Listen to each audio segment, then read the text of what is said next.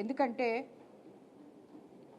రాజకీయాల్లో మన నేతలు నరేంద్ర మోడీ గారి దగ్గర నుంచి చంద్రబాబు నాయుడు గారి దగ్గర నుంచి లోకేష్ బాబు వరకు 33% రిజర్వేషన్ మహిళలకని ఇస్తూ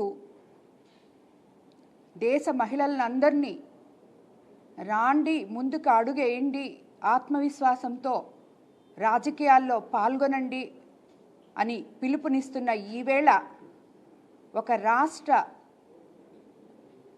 హోంమంత్రిగా ఒక దళిత మహిళగా ఉన్నత చదువులు చదివి రాజకీయాల్లో ఎంతో పోరాడి ఈరోజు ఈ స్థాయికి చేరిన మన హోమ్ మినిస్టర్ వంగలపూడి అనిత గారి గురించి వైసీపీ నుండి ఒక మాజీ మంత్రి చేసిన వ్యాఖ్యలు నిజంగా దురదృష్టకరం. ఇది ఒక్క వంగలపూడి అనిత గారి గురించి మాత్రమే కాదు, ఆమెకి ఒక్కదానికే జరిగిన అవమానం కాదు, ఇది దేశంలో ఉన్న ప్రతి మహిళకు జరిగిన అవమానం.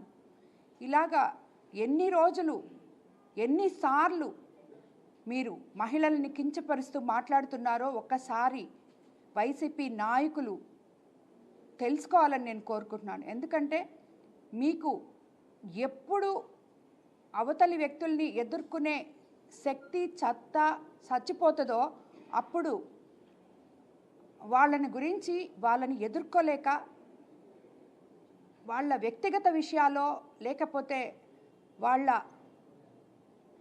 మేకప్ల గురించి చీరల గురించి లేదు వ్యక్తిగత హననం గురించి ఇవన్నీ చేయాల్సిన అవసరం ఏ రాజకీయ నాయకుడికి ఉండకూడదు. ఎందుకంటే ప్రతి ఒక్క రాజకీయ నాయకుడు నువ్వు రాజకీయాల్లోకి వచ్చేటప్పుడు మొదట నీ తల్లికి కాళ్ళకి నమస్కారం చేసి బయటకు వస్తావు ఒక పదవి నీకు వచ్చినప్పుడు.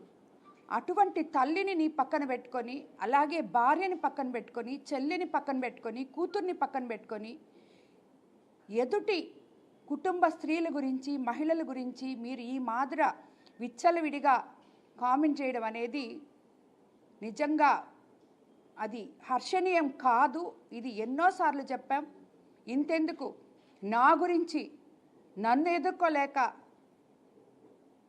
ఇక్కడ మన నెల్లూరు జిల్లాలో కోవూరు కాన్స్టిట్యున్సీలో 6 సార్లు ఎమ్మెల్యేగా నిలిచి నాది పెద్ద కుటుంబం, గొప్ప కుటుంబం నుంచి నేను పుట్టాను, నాది ఆ రక్తం ఈ రక్తం అని చెప్పుకునే ఇక్కడి నాయకులు కానీ, అంటే వైసీపీ నాయకులకి జిల్లాలు రాష్ట్రము వాళ్ళకి ఏది అక్కర్లేదు. ప్రతి ఒక్కరూ ఇదే పందాలో మాట్లాడుతున్నారు.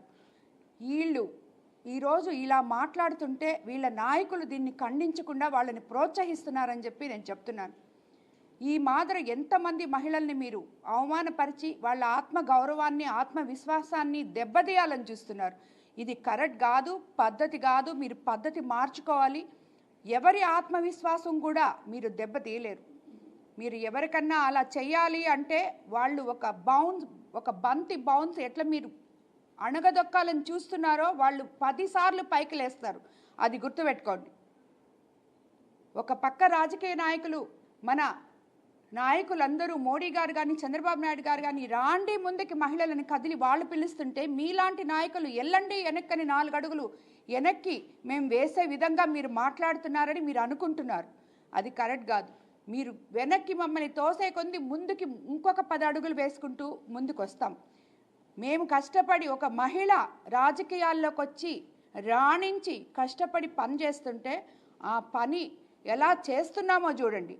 ఆ మహిళ గాన ఆ రాజకీయ నాయకురాలు గాన ఏదన్నా తప్పప్పులు చేస్తే చెప్పండి సరిదిద్దుకోమని, అంతేగాని అది చెప్పడం మీకు చేతగాక ఆ మహిళ చేసే పనులు ఎంత హుందాగా ఒక హోంమంత్రి ఆమె చదువుకొని రాజకీయాల్లోకి వచ్చి ఒక టీచర్ ఉద్యోగం చేసి రాజకీయాల్లోకి వచ్చి ఈరోజు ఇంత స్థాయికి ఎదిగిన ఆమెను గురించి మీరు మాట్లాడాల్సిన మాటలు కాదు. అంటే ఏంటి మీ ఉద్దేశం?